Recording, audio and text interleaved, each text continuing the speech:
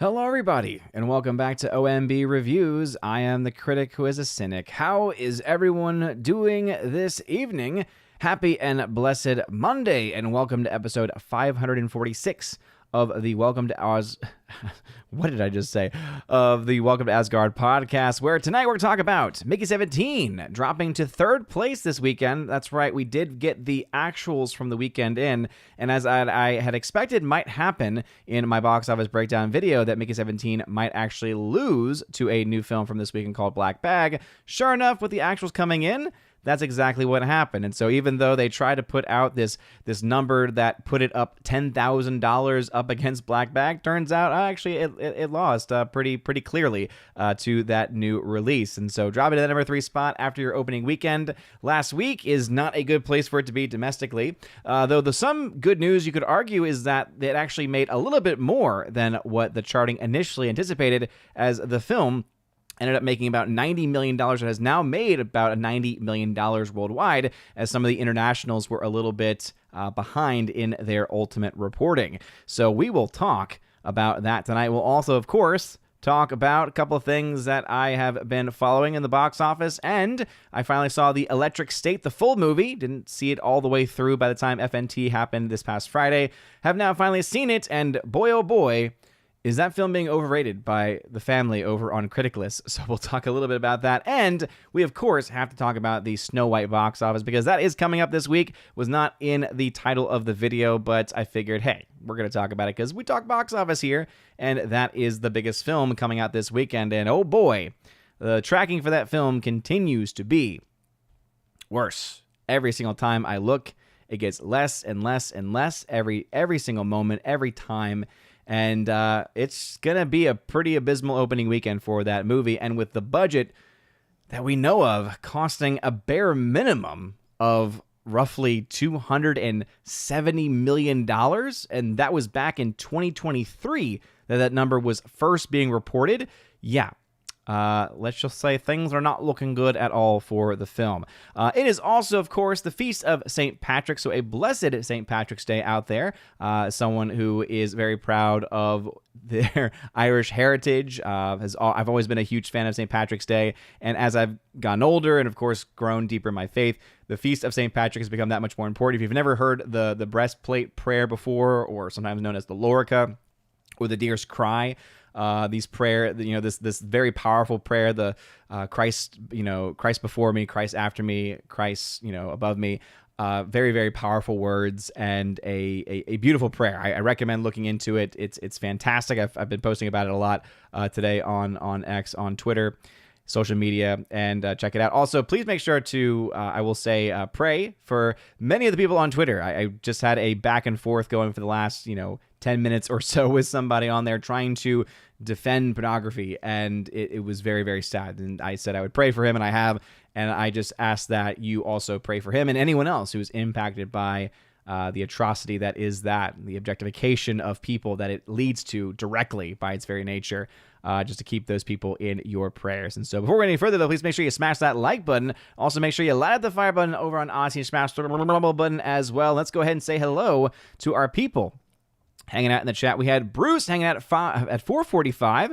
What's going on, Bruce? Welcome back. He says, I will be back. Yeah, you were here quite early, so welcome.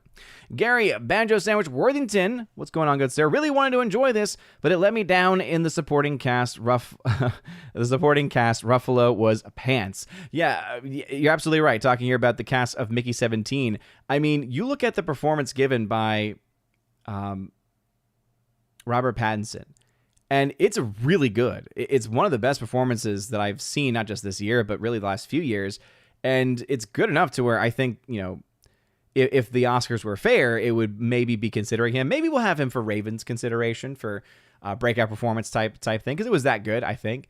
But then you have people like Mark Ruffalo, and he has not been good in much of anything recently. And I know that there's some who say he's never been good. I think that he's played parts before that fit his personality type. He's never really been a very dynamic actor by any means. He does not have a lot of range in his acting prowess, but he has at least fit some of the roles that he has been in before, right? There's a film called Begin Again, which he was in with, oh my goodness gracious, I literally can see her face, and I'm forgetting her name off the top of my head. But was, he's been in like rom-coms right before. He was in 13 Going on 30 with Jennifer Garner. So he's been in these parts that actually used to fit him, and he actually was able to play well enough to be believable in those roles.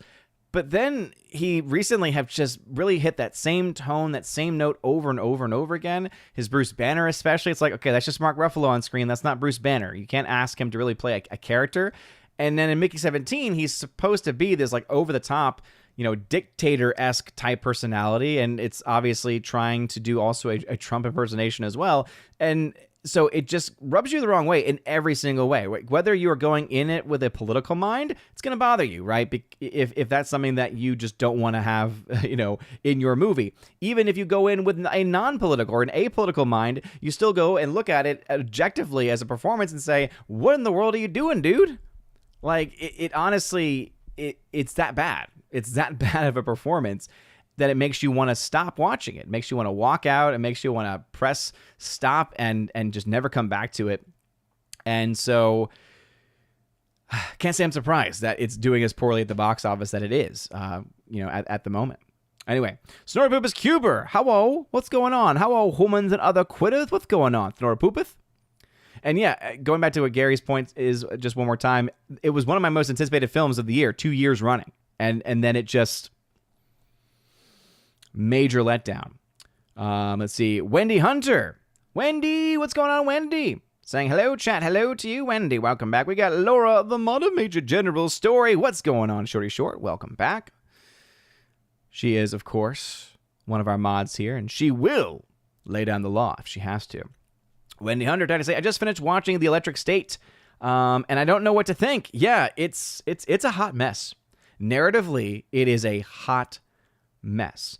I mentioned this in my review on Critic List, and we'll go further into it later on, but I like the CGI actually, which is very big for me because I am a huge critic of CG effects, but at the same time, the CGI is not good enough to make up for a very lackluster and albeit at times even just awful story. And it honestly makes you ask the question of, what in the heck were they doing in the writing room when they were putting the script together? Because it just jumps around to these different things and points. You're like, wait, what? Why would you even go there? What is the purpose of this? Were y'all even thinking this through about what this implies and what this actually means and how this does not really work in any way in this futuristic society? To say that kind of to give a slight spoiler, I guess, because I'm not going to go into too much detail into like the full context of what I'm about to say. But when you're trying to argue that the entirety of an online connection, like people being connected together in this, like basically the internet, to say that the internet is only possible because of a human brain and everything being funneled through said human brain is the dumbest thing I think I've ever heard in my entire life.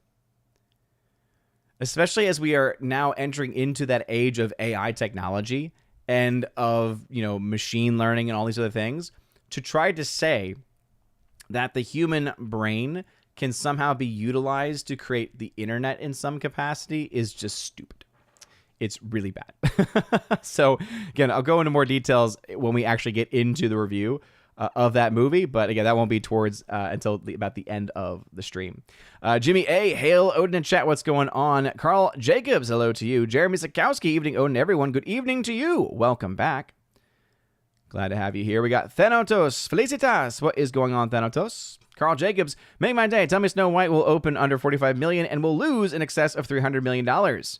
Oh, we'll talk about it. We will get into those details. Icthulu, happy Monday and wish you all the best. Hey, blessed Monday to you as well. We got Orange Hat, the man with the orange hats. Make sure to respect him. He will lay down his mighty axe, but he is here. King and Rumsky, dare we dream of a day when Meg 17 hits the theaters? I sure hope not. 1 was more than enough. 2 was already pushing it. Jeremy Zakowski, Oz? I don't think we're in Asgard anymore, Toto. Yeah, that's exactly what I said. Jeremy, Jeremy, I don't want to call him Jeremy. General Wingster, thank you for being a member for 17 months in a row at the Citizen of Asgard level. Appreciate you. Yes, indeed, Kimberly G. Killian Shadowcat, what's going on, Kimberly G? Happy St. Patrick's Day to everyone. A blessed St. Patrick's Day to everyone here. Cthulhu, who knew that Snow White's Princess Problem song is actually worse than the Little Mermaid Aquafina Boachico song?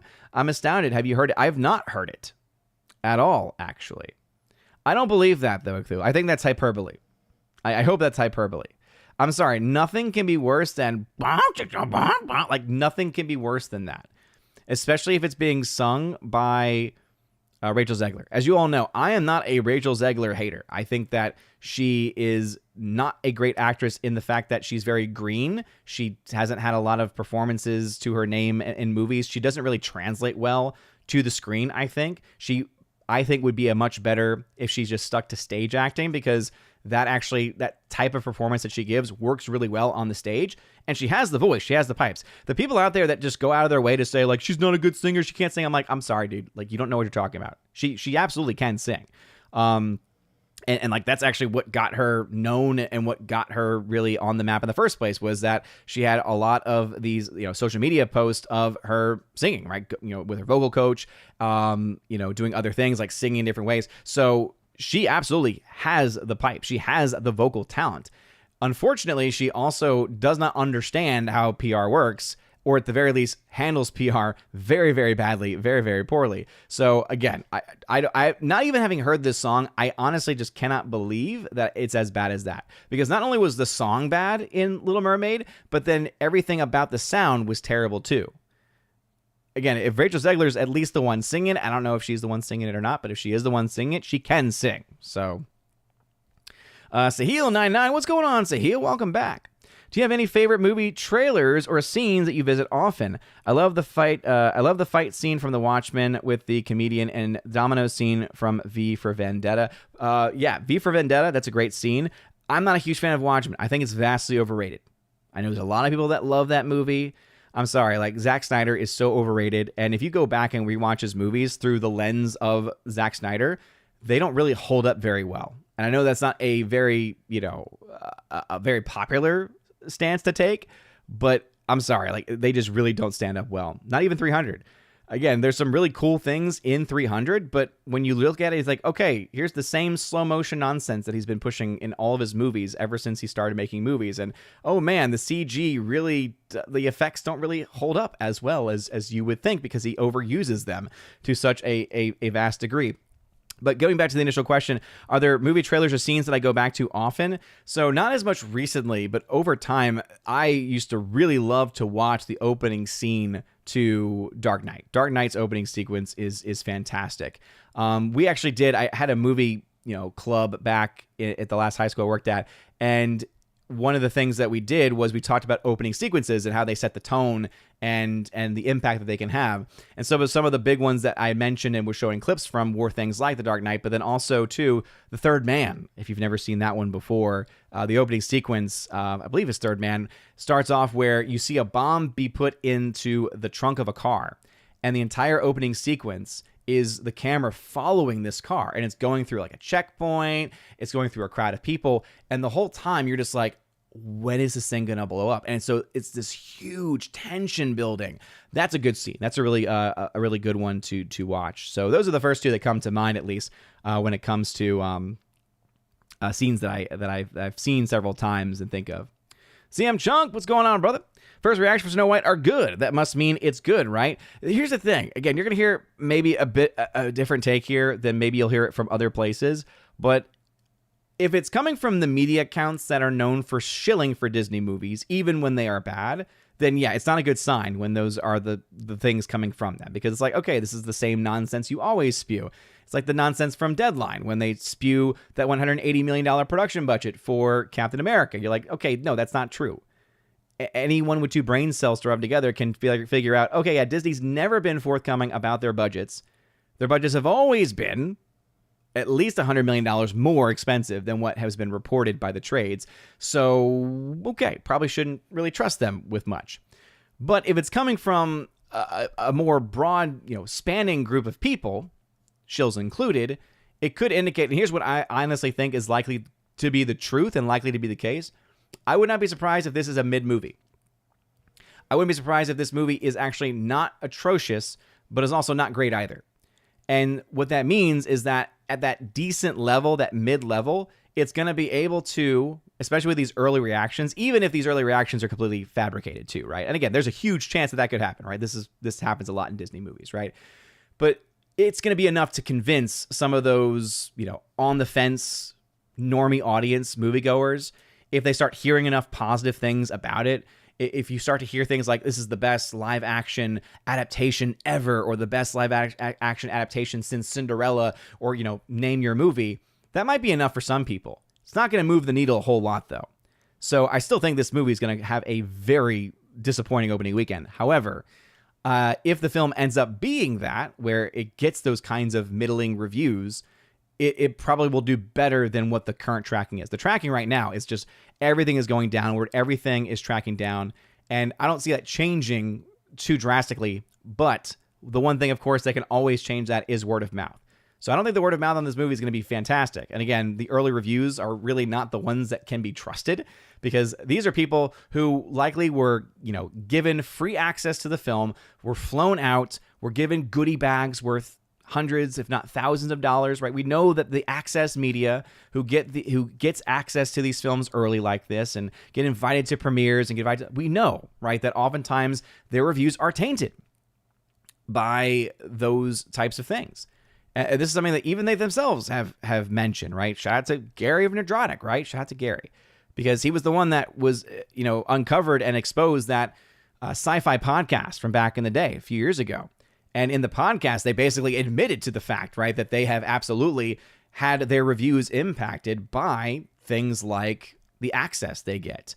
That they're like, hey, I am a lot more likely to click that fresh button on Rotten Tomatoes, even if my review is more critical. And we've seen this. We've done the research, right? We have streams, I forget from when, so I couldn't tell you an exact number, but we've covered this before. We've gone through the Rotten Tomatoes reviews, we've gone through the Rotten Tomatoes numbers, and we've shown and proven that there are reviewers out there that are Rotten Tomatoes approved critics, and what they'll do is they'll give a movie the same review, right? So they give 2 movies 5 out of 10. But for one of them, they'll click the fresh button. And for the other film, same exact score, they'll click the rotten button. Okay. So it's a 5 out of 10. That's on Criticalist, that's a decent score, right? And for most of us, we would say that's not good enough to spend money on, right? And yet they'll click the fresh button. So what that means is that you have a bunch of these reviews going in that are actually very critical, or even, dissing the movie, and yet they have it be good enough so that they can still justify for their readers, or for whoever it is that's consuming them, can still justify to them that they're being somehow legitimate, that they're somehow being honest, but then also affect that Rotten Tomatoes score, which is why, if you look at the average rating on a lot of these movies, they tend to be 5 or 6 out of 10. But then the Rotten Tomatoes score ends up being in the 80s. Okay, well, the people see the 80%, and they say, oh, 80% fresh? 85% fresh? Okay, that's going to drive people versus a 6.2 average score. So it's one of the many reasons I have a lot of issues with Rotten Tomatoes, and why we've called them out before here on the channel, and why I think that their system has been broken for a long time, but it's even more broken now ever since they destroyed the audience rating. Can't say we're all that surprised, though. JS Pena at 749 saying, ahoy, ahoy to you. Orange Hat, Mark Ruffalo did good in Now You See Me movies with the magicians. Yeah, I mean, he was fine, but also he was playing himself. And so, yeah, I think that you could say the Mark Ruffalo personality worked in those movies. I could agree with that. I've only seen the first one, though. I refuse to see the second one. It's just like, why are you making a sequel to this? This is not necessary. Jimmy A, what's up, dude? Mark Ruffalo honestly seems more interested in activism than acting. He, at this point, is more of a political figure than an entertainer. Now, that is absolutely true. So Heel99 says, I like Ruffalo and Zodiac. Begin again with Keira Knightley. That's it, Keira Knightley. Thank you. And Spotlight. Yeah, Spotlight might be the most dynamic performance he ever gave. My issue with that movie is more so that it is very one-sided in the whole Catholic Church exposition, right? It exposes, right, the true story of the early 2000s, Boston Globe, where it exposed, right, the high officials in the church were hiding predator priests. And so that's something where it's like, yeah, that's the kind of movie that should be made to expose that kind of stuff so that people know about it. But it was so one-sided. Every single Catholic priest, every single prelate in the movie is presented as bad, evil, corrupt. And it's like, that's just not true. It's just factually speaking, not true. The vast majority of priests and of prelates have no knowledge of or no connection to these things whatsoever. So I'm fine and very happy for people to expose the evil, right? But when you're going to present it in a way, it's the same reason why I stopped watching 1923. Because 1923, there was this whole storyline that tries to go into this like, oh, these priests and the native tribes, like they were abusing them and physically. And it's like, look, I'm not going to be able to say right now, I know for sure that there was never a case when a prelate may have actually done that, right, to a Native American person. But to try to like frame it in such a way as to present it as a common problem and a common reality in some way, okay, I'm going to take some issue with that, right? Because it's like you wouldn't do the same thing for pretty much any other denomination or religious background. It's just not how that works. All right, let's see. Catching up with the chat. Isaac with toothpicks and bird's eye. It's a long name. We got Guy, as I like to call him, saying, "How was your day? You think Avengers 5 or 6 will be still, even though the Russo brothers' past films have not been good? Do you think they will still be good?" No, because the Russos fell off the wagon, dude. The last good movie they made was Infinity War. Endgame was trash, and that was the Russo brothers. So I do not have any confidence in them whatsoever because the last Marvel film they had was Endgame, and it was terrible. And then you add on top of that all the other films that they've done since then, and most recently Electric State also was not very good. So no, I don't think there are high hopes, at least from me, on that matter. Let's see, Shorty Short saying, the main song from Snow White seems so familiar, but I can't place what song it reminds me of. Interesting. Jimmy A, I would be down to watch Meg 17 with an elderly Jason Statham. Good grief. Icthulu, no, I heard it. It's worse, and it's not a Rachel Zegler song. Okay. So I at least have somewhat more of a believability that then it could be worse, but I really can't imagine something that's worse. Kimberly G, thanks for the recommendation. I saw Boy Kills World this weekend. It was Hunger Games meets John Wick. I loved it. Good. I'm so happy, Kimberly G.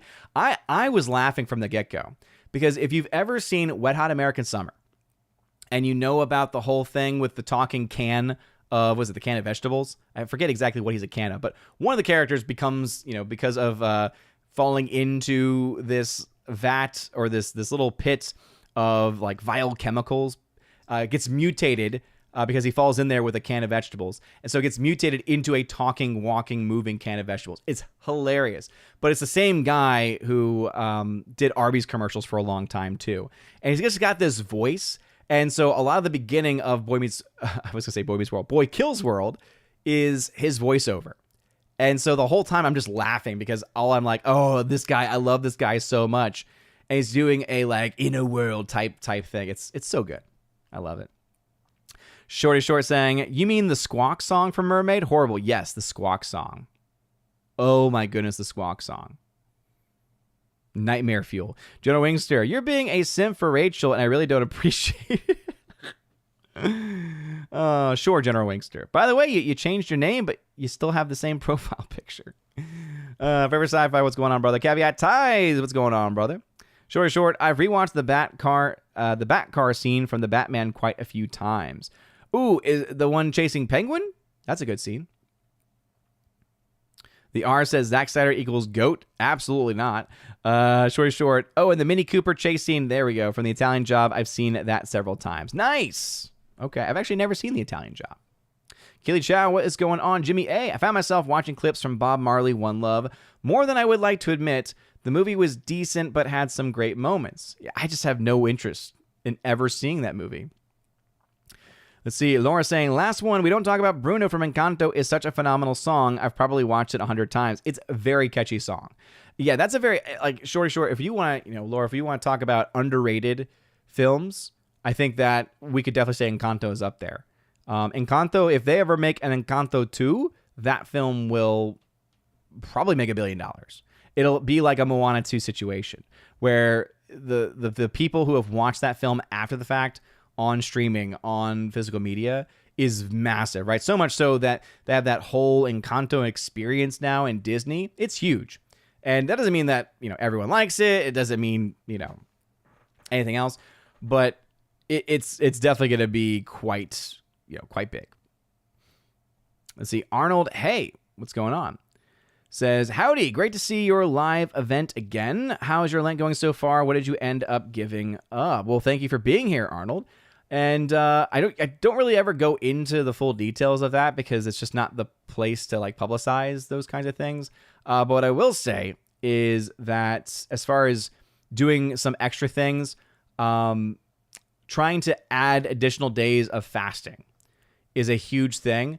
And so, it primarily should be about fasting from food items, because having control of the body and control of the appetite, right? The appetite of the stomach oftentimes is seen to show correlation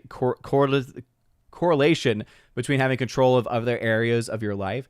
So that's one that I've always kind of focused on, at least in most of the last several years.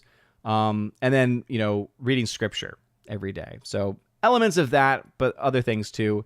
But it's important to not really go, because it then becomes look at all the things that I'm doing. It's I don't want that to be the case.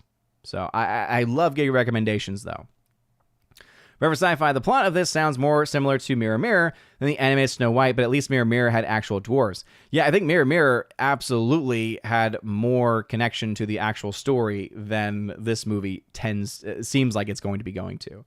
And then even though Mirror Mirror, again, I can't say much of the movie itself, the end random song that they do, I'm pretty sure it's like a Bollywood style song. I believe, like something like that. I've seen it a few times, and because it's catchy. It's a very catchy song, but so out of place with the rest of the movie. And it's that's the one good thing I can honestly remember from it. Lex Ladendi, ahoy! What's going on? Ahoy, oi! OMB Reviews, he says. Lex Ladendi, thanks for being here. Kevin Jackman, welcome. Steven, good to see you, man. I'm curious, how's your theater for Snow White opening day? My theater around my area is completely empty to no more than 6 people per showing. Wow. Yeah, a friend of mine, shout out to Return to Tradition. He's another YouTube channel. He is a traditional Catholic YouTuber. Phenomenal guy.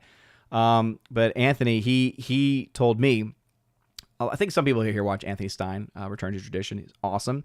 And he told me that he had called his local theater, and I want to say that the connection was, actually, let me see if I can pull that up real quick without losing my mind all that much, because sometimes if I try to find things and look for things, I get distracted. So let's see. So for his theater, at least the one that was near him, for the 27 showings between Thursday and Sunday, so again, over several days, only 3 tickets had been sold, and this was as of Monday afternoon.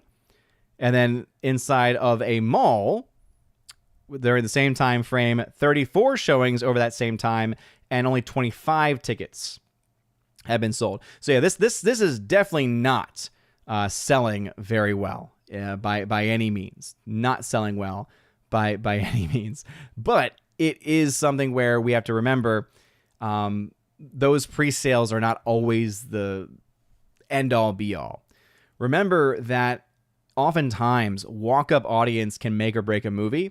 And because of Rachel Zegler, I don't know exactly how much pull she has with the Hispanic community, but the fact that she obviously tries to appeal to the Hispanic community in some way, I'm wondering if that's going to result in any walk-up traffic for her. Now, I don't think the Hispanic community is going to be nearly as active nowadays for various reasons, but if there was any reason why the film would do better than expected, that might actually be the case. I did see a super chat, so I did want to cover it, of course. So, Mac FFDO9, what's up, Mac? Thank you very much for the $20 super chat. Appreciate it, man. Thank you very much. Says, hello, Odin. Been following for a while. Was wondering what got you started in film review and with Geeks and Gamers. What subject do you teach? Thanks for what you do. I look forward to your videos and streams. Keep up the great work. Well, MacFFD09, thank you very much for the super chat and for the support. And yeah, absolutely, we'll go into those things because people who have been following me for a while might have heard these things before, but some people just don't know. So first, what got me started as a film reviewer? I've been wanting to review films for a long time. I grew up watching, I say I grew up, but for several years I was watching Jeremy Jahns. I was watching Chris Stuckman before he became a complete shill. I was watching John Flickinger. Shout out to him. I was happy to do a podcast with John Flickinger actually for many years. And so those were like the people I was like, oh man, I wish I could do what they do because I love movies. I love talking about movies. And so I tried dabbling in it a little bit. I had a blog for a while. That's where the whole movie blog thing came from initially. And so I tried doing that, tried doing some kind of podcast, but I had very little follow through. I didn't really have a lot of like self-control or willpower to be able to do something like that consistently on like a certain set basis. It was also very hard to get into that space as far as like metrics are concerned. And this was before podcasting became very easy to do. This is when you had to like still pay for these podcasting platforms to host your content. And for me, I'm like, well, if I have no one that's listening to me, why would I even bother, spending the money?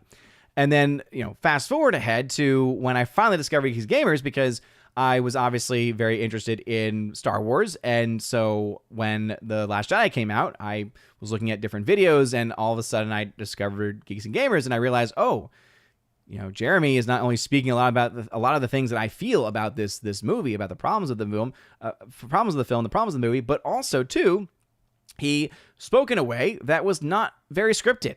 Right? If you think about all the reviewers I just mentioned, all of them have they've got edits, they've got quick cuts, they've got production value, all these other things. And then you get to Jeremy. And it's like, he's just a guy with a webcam back in that day, it was the Snowball Ice that he was rocking, the USB microphone, the Snowball Ice. And I was like, okay, so this guy is showing me that you can just be a regular Joe and not have to do crazy things and you can still produce some really good content. And so I decided, hey, why not give it a shot? Why not try YouTube out a little bit? And so my first videos were on actually MoviePass because this was when the first iteration of MoviePass started to just go downhill. They had a new owner for a long time, and this new owner was just awful. Like the CEO was abysmal. He just drove the entire company into the ground. He cheated a lot of people out of money as well. Like those were some of the issues going on. So I kind of called out MoviePass and tried to talk about the issues and all the problems that were going on with it. And then my first, what I would say official video though, was actually on John Campea of all people, because John Campea was trying to argue that Solo, a Star Wars story, was either going to do well or was doing well at the box office. And that's when I started to dive into the numbers and say, well, wait a minute. I'm looking at these numbers here. Is there a way that I can go back in time and see how the other films have done and what's the standard for what makes a movie good and what's the standard for what makes a movie make any money? And so I started doing all this research into these things. And so eventually I'm like, all right, this guy's full of it, Mr. Campea, right? John Campea was being full of it. Shill of the Year, John Campea, right? He was our winner of the 2024 Shill of the Year. Congratulations to him once again. So I started looking into that numbers. And so I did my first video talking about the box office of Solo. And then from that point on, I really was trying to find my footing. And so started doing trailer reactions, which didn't turn out very well. And then I discovered very quickly the copyright system, which is so stupid on YouTube. It's one of the worst things ever. It's like, okay, there's no point of doing any reactions at all because you're just gonna be fighting these problems. And then about a couple months later, I did my first live stream. And then over time, I started sharing my videos out. I started going further into box office, started having that be more of a focal point of the channel. And I kept sharing and tagging Jeremy Geeks and Gamers actually on Twitter at the time. And eventually, he finally gave in and watched one of the videos. And then he reached out to me. And, I was messaging him also, though, saying, hey, if you could watch my videos, give me some feedback, I'd appreciate it. He finally watched one. And he's like, I actually really like this content. And so he brought me in to be a part of the team. And, ever since then, I had a weekly spot on the channel for a while, and then eventually the channels shifted focus, and so I shifted over to writing articles for geekygamers.com, and I've been doing that every week now for, man, I can't believe it's been probably about a year, 2 years now that I've been doing that. Kind of crazy how quickly time's gone by. And then as far as subjects I teach religion. I teach theology, Catholic theology. So anyway, that was a lot, but I appreciated the super chat. I think it merited a long response, and appreciate you, man. Also, we have a member chat. Got to highlight that as well. Thank you very much, Forever Sci-Fi, who's been a member for 60 months in a row. The big 60, Forever Sci-Fi. You're a legend, dude. Saying here, better green ice cream for St. Patrick's Day, pistachio or mint chocolate chip?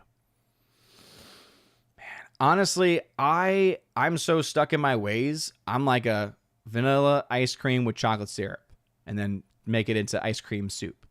If anyone was a fan of Pee-wee from back in the day, you know what ice cream soup is, right? So that's like one of my go-tos. And then cookies and cream, of course, is a staple, a solid one. Chocolate is good on occasion as well. I've really never had a whole lot of pistachio and mint chocolate chip. I've had some of it. I've had at least a taste of those before, but I don't have enough of a memory of them to really do a fair comparison.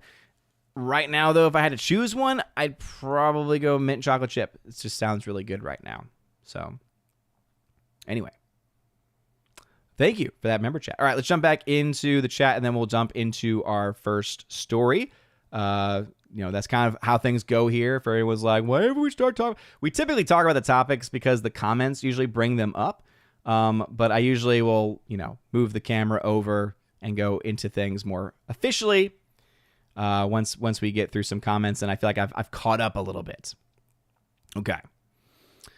All right, let's see here. Let's make sure everything's good. Oh, Killy Chat already has to go.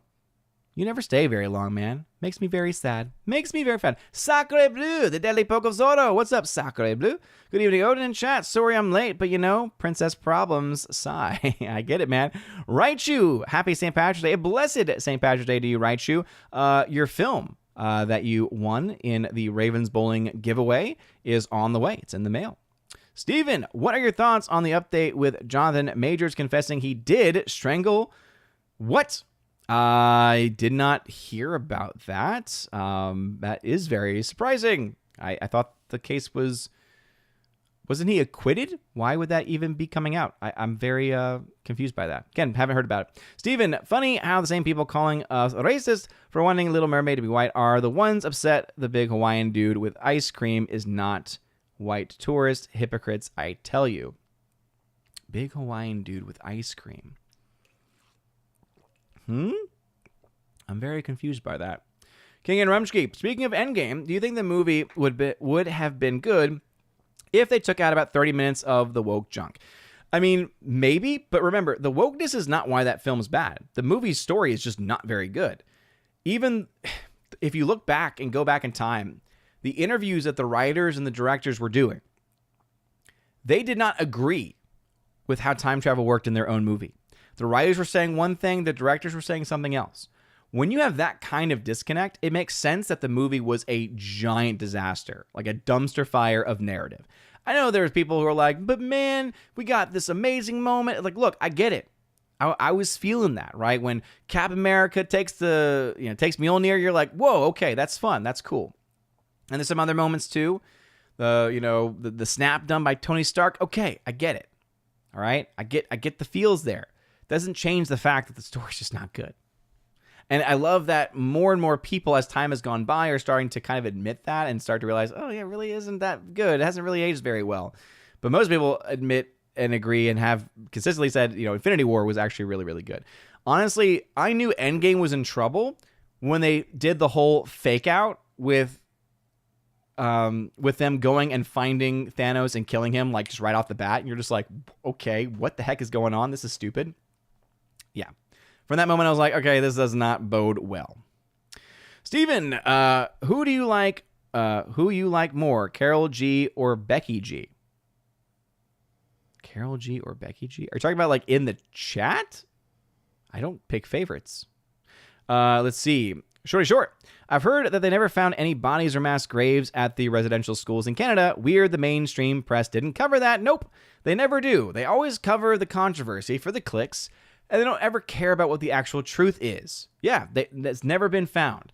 So what's crazy too is that, and honestly, if the leaders of the church had some, I'm trying to think about the most pragmatic way of saying this, if they actually had the heart to defend the church, I think is the best way I can put it, they would be suing these media companies, because it's because of their false reporting off of very little information, in fact, no real actual proof, that led to many of the assaults on churches, many of the destruction of property, the destruction of statues, the desecration of churches.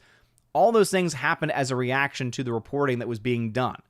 Turns out had very little to no evidence at all to back it up. And this honestly, to me, makes it so that I do think the press, and this obviously is in Canada, but this I think goes to the United States too. I think press should be held accountable. If the press are going to report a story and they are intending that story to go viral, to be viewed by people, to get a lot of clicks, it is incumbent upon them to do everything they can to ensure that their data and that their facts are actually accurate. And if they don't do due diligence, they should be subject and should be eligible for being sued. Again, not necessarily a popular opinion there, but something's got to be done, because there are too many people that have been harmed because of malpractice by the media. Let's see. Kevin Jackman says, your take on Jesus Christ Superstar. I grew up Catholic, and it was a staple in my house at Lent and Easter. Although I'm Christian, non-denominational now, I still listen to it every Easter. Well, I hope that you're able to return to the faith one day. I really do. And as far as the actual musical, Jesus Christ Superstar itself, the music is incredibly catchy. Theologically, it's not good. Theologically, it's very problematic. So I would agree that the music is catchy, and I can see why one would listen to it. I've even been in a production of Jesus Christ Superstar. As I mentioned a lot, I was a theater kid. And so I've been in a production of that. And I ended up playing Annas. In Scripture, the father-in-law of the high priest. But in the musical, he's just one of like the other priests. Again, theologically, it's problematic. Caveat time is going to stir up some stuff. Did you see Blaine's review of Electric State? I did not see that he had put a review up when I had put mine up. I saw that he had reacted to someone else's, and so I knew that review, if it wasn't up yet, would be being put up very, very soon. And yeah, let's just say I would not be surprised if he gave it a positive score. I mean, here's the thing. He has given some really bad takes before. So it would not surprise me if he once again has followed it up with another bad take on a movie. Yeah, 4 hours ago, he finally put out 86%. Wow. It says it's my longest written review to date, so maybe watch the video instead. That tells me a lot.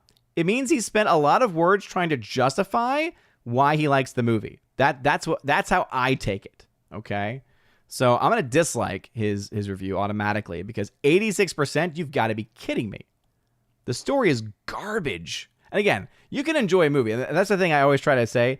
Like, I can't take away your subjective enjoyment of a movie, okay? Can't do that.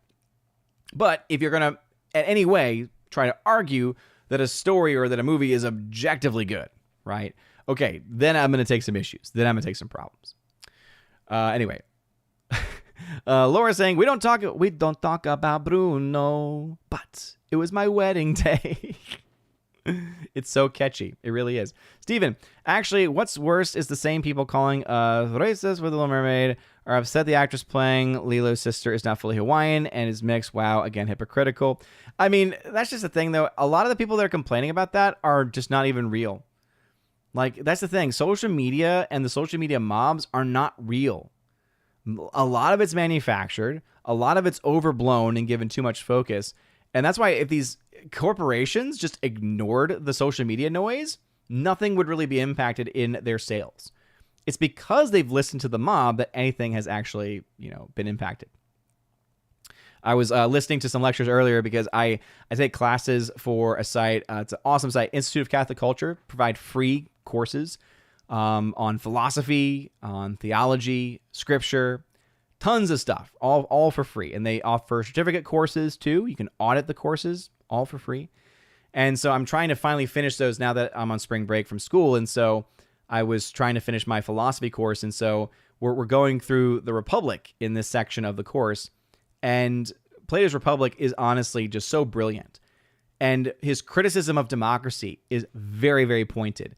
And one of the things that often comes up is this concept of the mob, right? This concept of freedom, and how basically the argument from Plato is that democracy is not the best form of government. And the reason why is because democracy and the democratic soul often, by its nature, in fact, will lead to tyranny. Because if you become so focused on freedom, and again, we know a lot of people, like to focus on that in American culture, but if that becomes your goal, if that becomes your end, right? If that becomes the thing that defines you as a person, it's not going to take very long for that to become so corrupted that you eventually become tyrannical.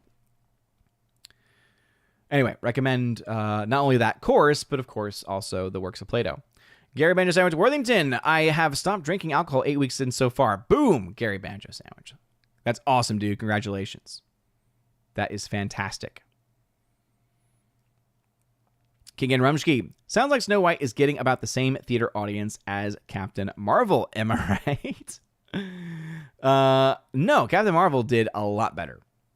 Captain Marvel actually did a lot better. And in fact, since you have brought that up, let's just go ahead and make that our first story. It's not in the video description, not in the title, but it is pretty important nonetheless because, things are not looking good for Disney's Snow White. And so let's talk about what is going to be the box office for that movie, the potential box office losses as well. But before we do, just remember, whenever you have other people talking about the box office, other people trying to break things down, you always should come back here, because if you really want to experience truth, and also, of course, to experience... Time to see a real mathematician at work!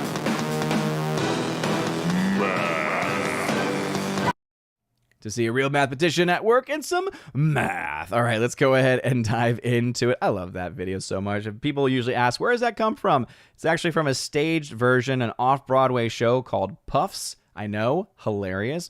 But it's an untold story, an untold, unverified, etc. story of a Hufflepuff at the same time as Harry Potter, and it's hilarious. It's basically like a spoof of Harry Potter, so it's both respectful, but then also very pointedly critical as well. And it's not a musical. It's a straight play.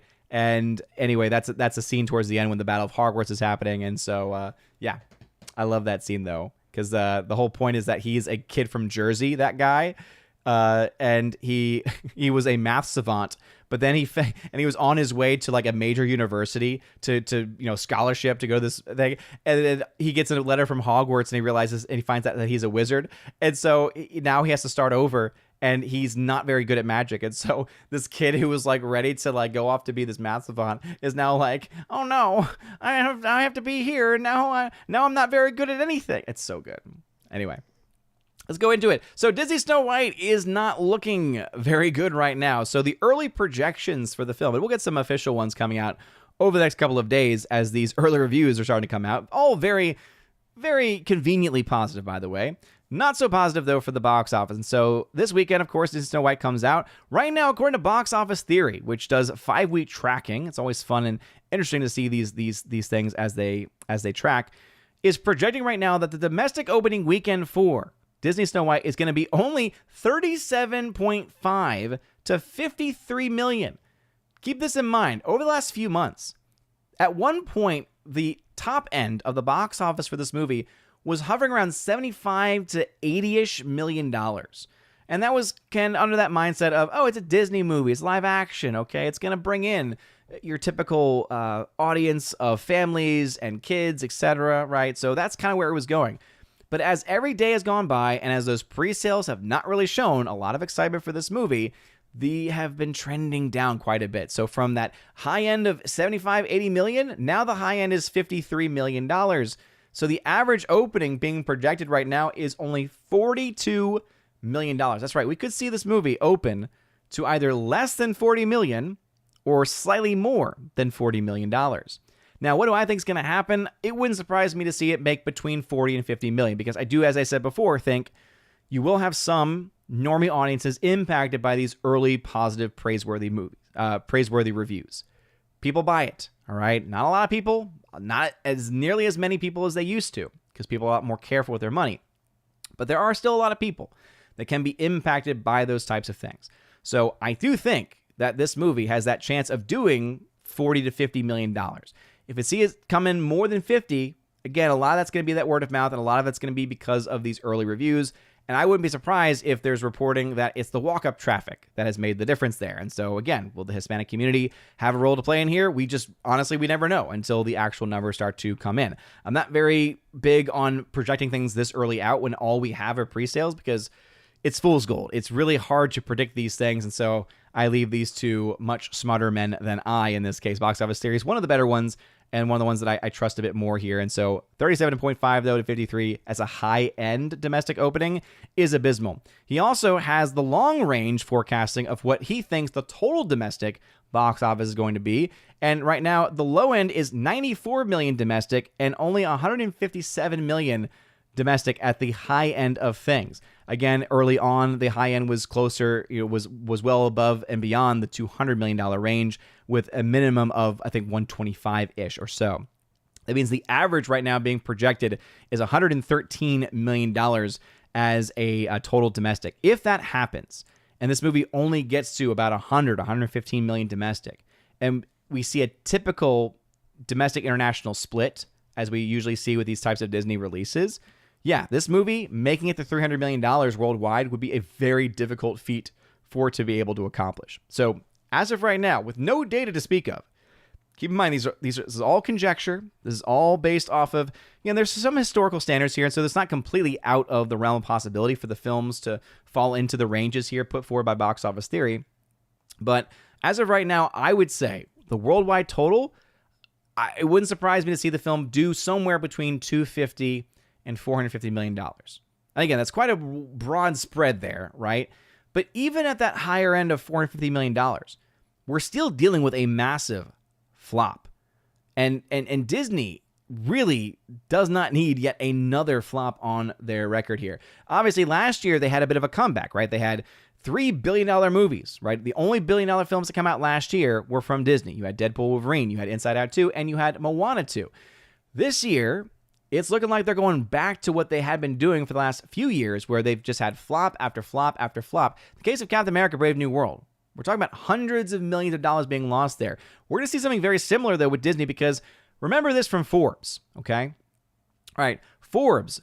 This was back in 2023 that the numbers were being reported in this article back from 2024, the end of 2024. It says, Disney reveals Snow White remake is set to blow its budget. Disney has revealed the cost of making its live-action Snow White balloon to $270 million by the end of 2023, putting it on course to blow its budget more than a year before its release. So not only do we have this $270 million number being reported, but that was back in 2023 that number came out. All right. Now it goes on. Disney has revealed what the cost of making its live-action remake of Snow White had ballooned to $270 million by the end of 2023. It cast a dark spell on the outlook of Disney's entertainment segment, just as it was showing signs of improvement, right? Those $3 billion films. For the past 5 years, its bottom line has been dragged down by losses from the Disney Plus streaming platform, which finally reported its first profit earlier this year. And again, I would say that was a bit, fortuitous, right? It was very, when it comes to Disney's, talk about profits and such, usually you have to take that stuff with a giant grain of salt. Now, let me see if I can get a little bit more here about these numbers, because, again, sometimes we do recognize that there is a difference between the total spend and the net spend. So it says Hidden Heart Productions received $55.5 million reimbursement, bringing Disney's net spend of Snow White down to $213 million. It had Magic Tuck as studios spend on local services such as security, catering, and visual effect firms. So again, initially, it had finished filming in July 2022, but extensive reshoots reportedly took place the following year when its budget bowled to $270 million.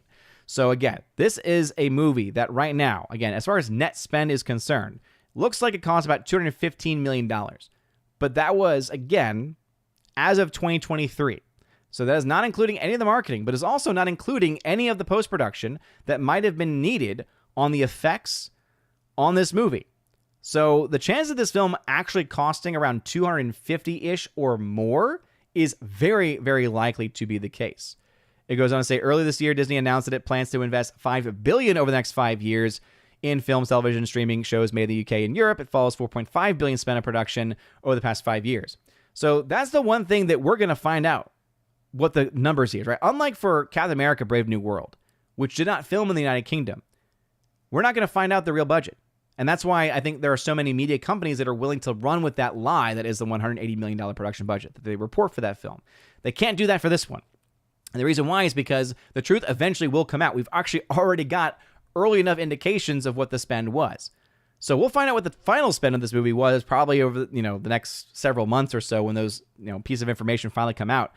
But man, oh man, this is not good. Again, $220 million or so, 215-ish million in net spend, but that was as of 2023. And I think it's easy for one to argue that production budget, probably bump that up to about 250. Marketing, maybe about $125 million, again, on a typical movie that cost $215 million. And that puts your budget, or $230 million. That puts your budget that puts your total cost well over $300 million. So if the film was to make $450 million, right, at that high end of what I'm saying right now is the initial estimate. Again, that's just conjecture on my part. Even at $450 million, guess what? If you're spending roughly $300-ish million on your movie, and you need to make 3 times your budget back in today's market to make your money back, right? That means you have to make about $600-ish million or more, probably between $600 and $850 million to break even. $450 ain't nowhere close to that. So this is not looking good at all for this movie at this point in time. And so that's why right now what I will say is that, this film's on course to flop big time. Now, it's not going to be the biggest flop of the year. I think that's still very firmly in the hands of Captain America: Brave New World. And while we have the box office up, let's just go into these numbers here. So, as I mentioned in the box office breakdown, Captain America, the one good thing we could say from the weekend, at least positive sign for Disney, the movie is very likely, 99% likely at this point, to actually reach $400 million and cross it. I think that $400 million is absolutely on the radar now for this movie. It's making enough money down the stretch to be able to literally, force itself over that line. That being said, it's still then going to be one of the lowest total box office of any MCU film ever to be released. Even worse than a film like The Hulk, for instance, The Incredible Hulk. Now remember, we have to adjust those numbers for inflation because that film came out in 2008. The value of the dollar has changed quite a bit since that time. But when you adjust that film, the total for the movie ends up being around 418-ish million. So the fact that it's probably not going to reach that movie, and even if it does, barely beating The Incredible Hulk is not a good thing, especially when your movie costs as much as it did in the case of Brave New World. So Brave New World doing abysmally. Also, we have some updated numbers on Mickey 17. So the good news for Mickey 17 is that, hey, it's actually at 90, not 67 million worldwide. So some changes to the charts, because you love charts here on OMB Reviews, are that now that the $90 million mark is being reached here after 2 weeks, the updated projections are that the film will make between $129 to $180 million worldwide by the end of its run. But because of its $118 million budget, that means its break-even is actually between $295 and $354. And so when you take into account the cuts from the theaters, etc., that means we're still looking at a film that will likely lose about $100 million. All right, now it's looking a little bit better. Maybe it's $75 to $100 million now, instead of before it was like $100 to $150 million. Even with that being the case, this film is still on course to lose quite a bit of money. Right, $136 million is where it currently sits at this point in time. And one of the, again, that's one of the reasons why it's still not good news for them. The other thing that's not good for them is, as you can see here, Black Bag made $7.6 million. Mickey 17 actually made $7.4 million. Now, the initial estimates actually had Mickey 17 in the number 2 spot. Warner Brothers had put that movie at 7.510, right? So 7,510,000 up against Black Bag's reported 7,500,000. So they were, I think, honestly, it came across as, okay, Warner Brothers waited for Focus Features to report their numbers, and then reported theirs with $10,000 more just to make it the number 2 movie, and hoping that would be enough. But now that the actuals are in, it turns out Mickey 17 did worse.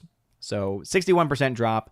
Yeah, this film is set to be a catastrophic failure, not to the same degree as Brave New World, which dropped to the number 4 spot, but still not very good. Some of the updates here: Novocaine $10.6 million, Black Bag at $12 million. This film, though, had about a $55 to $60 million budget, so that is not a good start for them.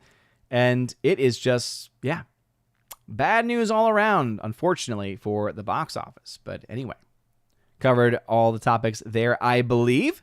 So, sorry, it's been about 20 minutes for Raichu since his super chat, so let me just find that real quick.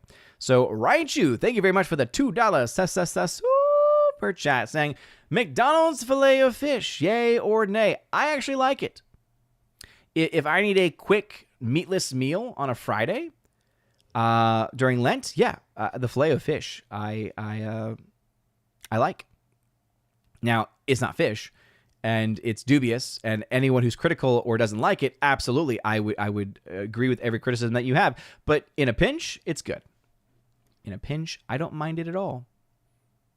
All right.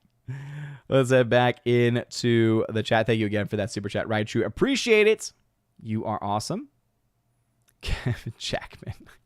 Hardwick, did you know that the Blu-ray version of Alien Romulus has improved special effects in the Rook scene? It looks like they scaled back the deepfake and let the animatronics show through more. Interesting.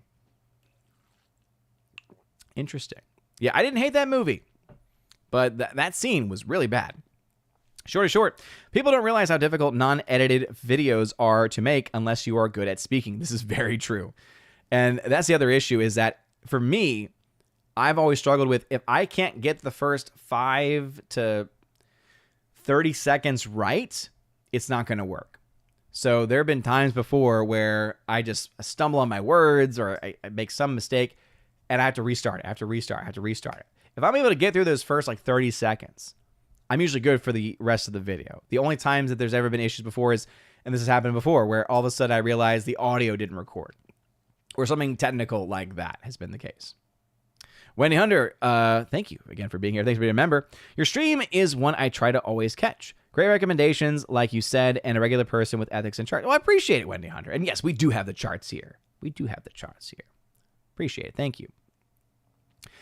Steven, forget those green flavored ice cream, mint chocolate chip, and pistachio. Go with green tea matcha. Best ice cream flavor. Not the best ice cream flavor of all time, Steven. Of the greens, I would respect that opinion, because I don't have a strong opinion really on the greens. But no, cookies and cream is arguably the best flavor. When you have ice cream and Oreos, I'm sorry, you can't beat that. Just say it right now. Mac FFD09 is saying, thanks for the response. I love my church. I'm a firefighter getting close to retirement. Hard not being able to go to service when I'm on duty, but glad I can watch online now. Yeah, I mean, it is definitely something that the COVID era has helped with people who physically can't go. We still offer that service at our church, but it is one where it's obviously better to physically be there. But again, if you can't physically be there, that's why I love the Catholic Church, because people oftentimes don't realize this, that if you are a person that you physically can't go to Mass on a Sunday, there is a dispensation for you to not have to fulfill that as your obligation. You still have to fulfill the Sabbath, so you still have to keep it holy. You still have to do all that you can to find rest and to worship God, but you can be dispensed from the obligation to go to Mass for extreme circumstances. And again, the extreme is a very important factor there. So for instance, a family where the kids are sick, throwing up at home, okay, yeah, the church does not expect you to bring your kids throwing up sick to Mass, right? Or to abandon them at home, right?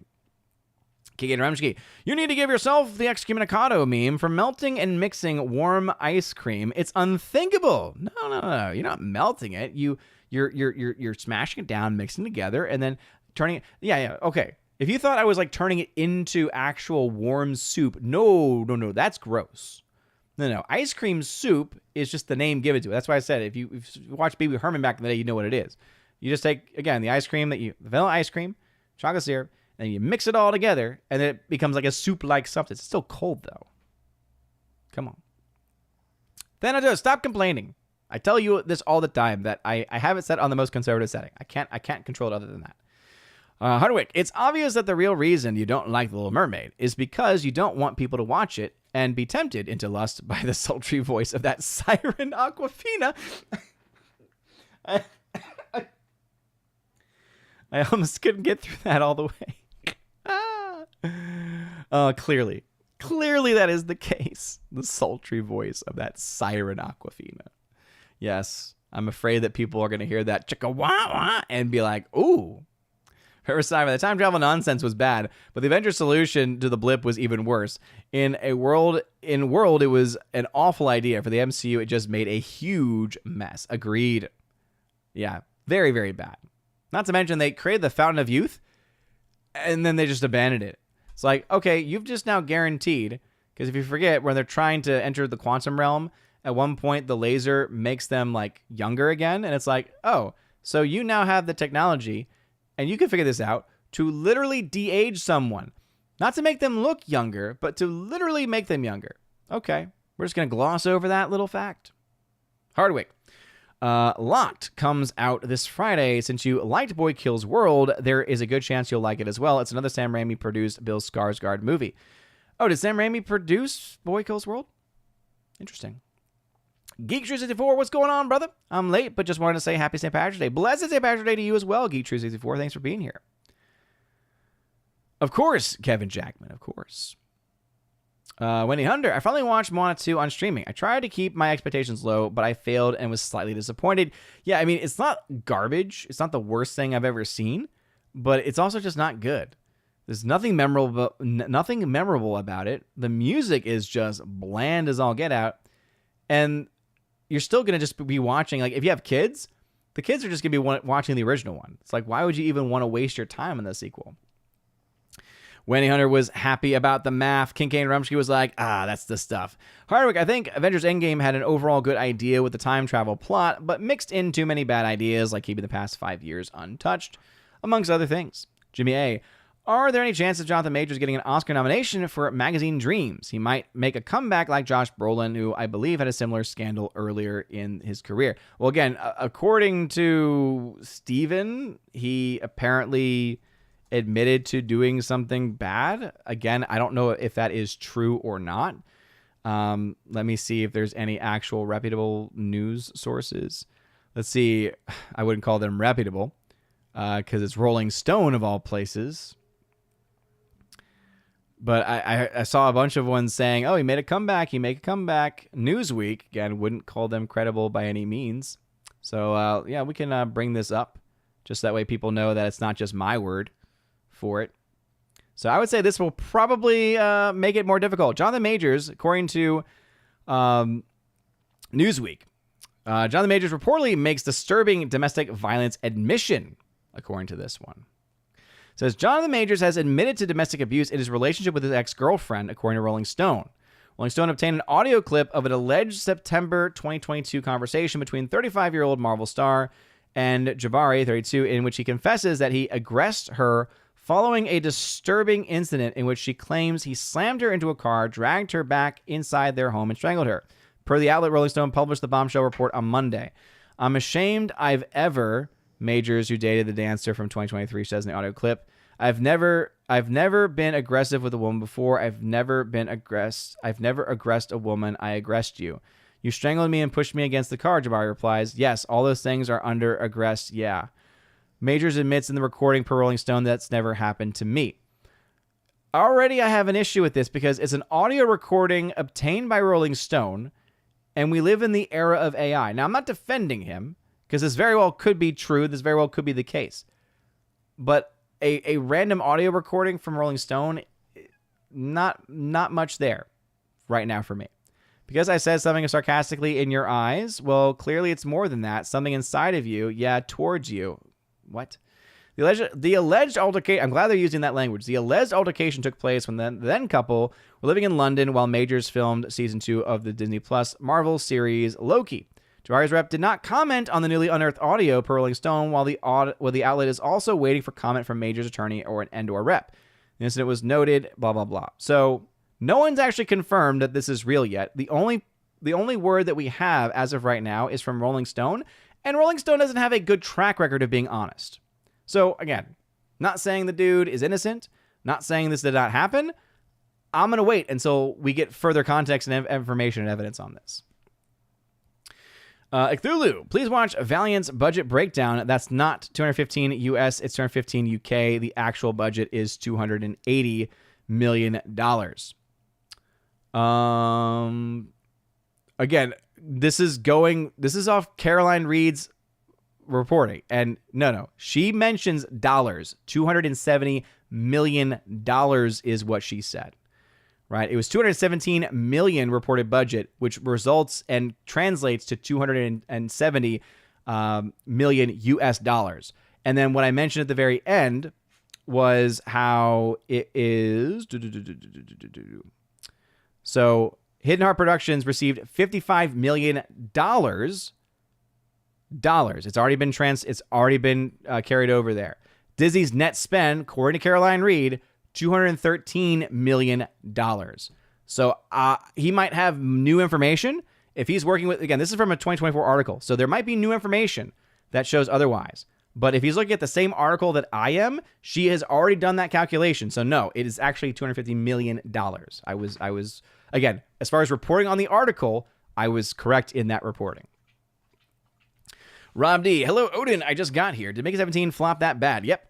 Heard the other day it will be available for digital purchase on the 25th, just 18 days after release. Yep, that's just another example that, they're going to try to make as much money on this while it's still being talked about. Justin C. Hale, I wonder if Snow White will pull surprise legs at the box office like Mufasa did. It won't. And I can say that pretty confidently because in the case of Mufasa, it was coming off of a massive release in The Lion King. And the international market really showed up much more than what anyone could have expected it to. That's not going to happen for this movie. And again, right now, the early indication is that there is no reason to suspect that will be the case. Let's see.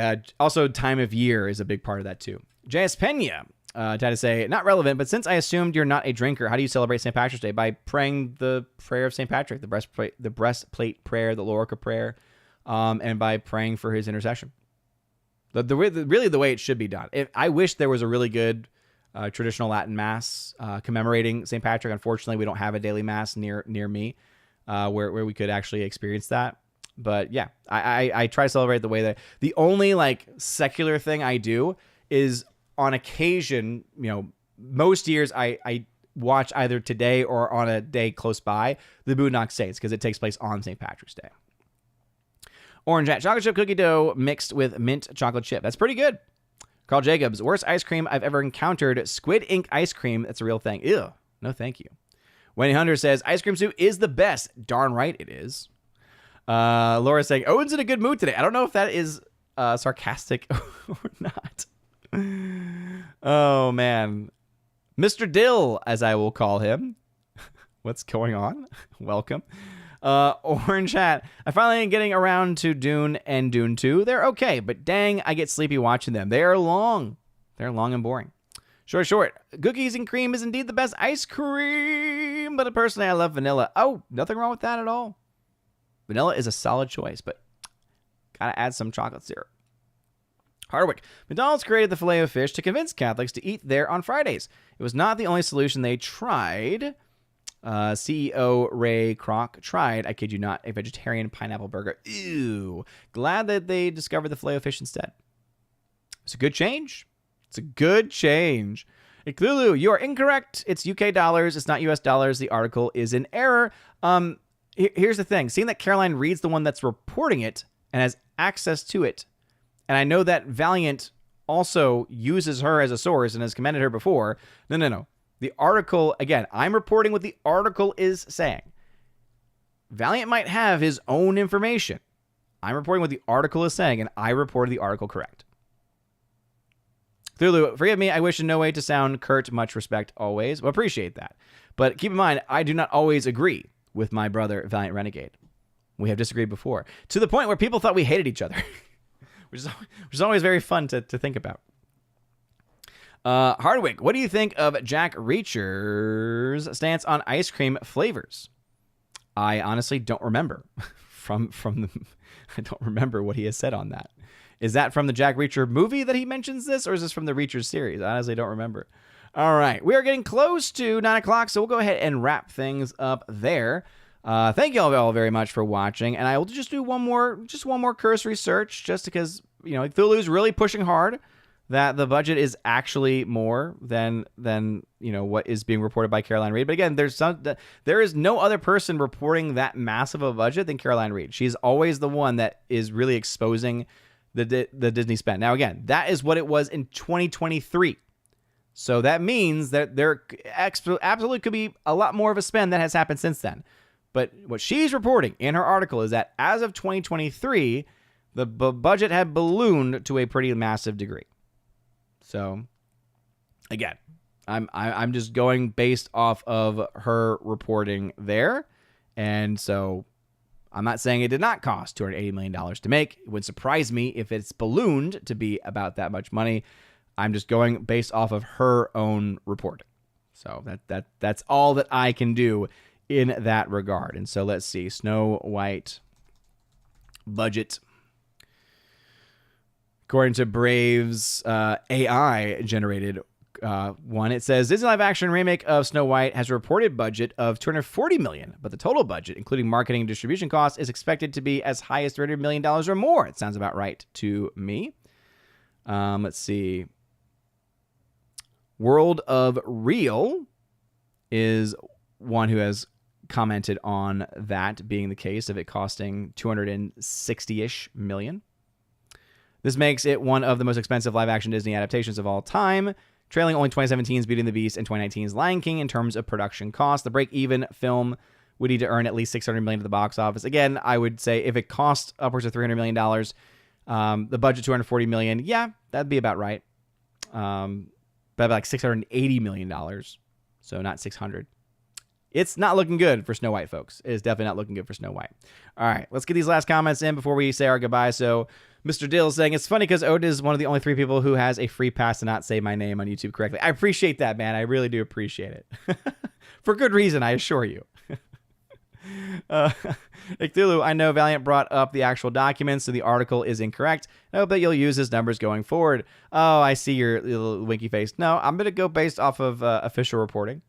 So, again, I will go off of the word of Miss Caroline Reed. I'm surprised that if her numbers are incorrect, that he would not have reached out to her, because I believe that he has a contact with her that she would then update her article. That's the reason why I'm like, that I don't understand. Justin C., because that article came back many months ago now. Justin C. said, love ice cream, just wish I wasn't lactose intolerant. It's also Lent, so I keep talking about it. I'm not going to have any anytime soon. So Hardwick, the latest season of Reacher, he said, any flavor other than chocolate or vanilla is nonsense. When asked his stance on strawberry, he said, it's all right in a pinch. Nice. Yeah, I've not been watching the most recent season. Wendy Hunter, have a good night, and thanks for the great stream. Thank you, Jimmy A. Good night to you. Justin C. Good night to you. Wonderful to see you and everyone in the chat. Cthulhu, thank you for being here also. And again, thank you all for watching. Please make sure you smash that like button. A lot of that fire button over on Odyssey. Smash the button as well. This was a lot of fun. Yeah, I guess I can give my final thoughts on the Electric State, because that was the one I talked about maybe the least as far as things that were mentioned in the title. Overall, the movie is just not good. You can enjoy the film all you want. The CGI is absolutely there. There's elements of the story building, the production design also that is really, really cool. However, the story is just complete and utter nonsense. It does not actually work in the grand scheme of things. And when you have your story ultimately ending with, oh, you have to buy into the entirety of the internet, essentially, all stemming forth from the brain of this child, I'm sorry. That's really dumb. No other way of saying that. So anyway, Mr. Dill saying, is that a bag of frozen peas at your side? No, I can see why you would think that, though. No, it's beads. So I make rosaries, and those are for rosaries that I'm making for the seniors at the school I work with. So that is what that is. But I can see why you would think that's frozen peas. Shorty Short, thanks you for being here. Raichu, thank you for being here. Forever Sci-Fi, thanks for being here as well. Anyway, thank you all very much for smashing that like button. 50 likes. Y'all are awesome with that. So thank y'all for watching. I hope that you all have a wonderful rest of your night, a blessed rest of the feast of St. Patrick. Again, may the road rise to meet you. Please look into that Lorca prayer. It's a beautiful, beautiful prayer. And pray for Ireland. Pray for its conversion, as Ireland has fallen away quite a bit from the faith first established there by St. Patrick and the great work that he has done. So anyway, I love you guys. Oh, I just remembered I have to update my my Patreon video. So just give me a second. I have to find the new video. I've made it, but I gotta get it hooked up there. There we go. All right. Love you guys. Have a wonderful rest of your day, and as always, God bless.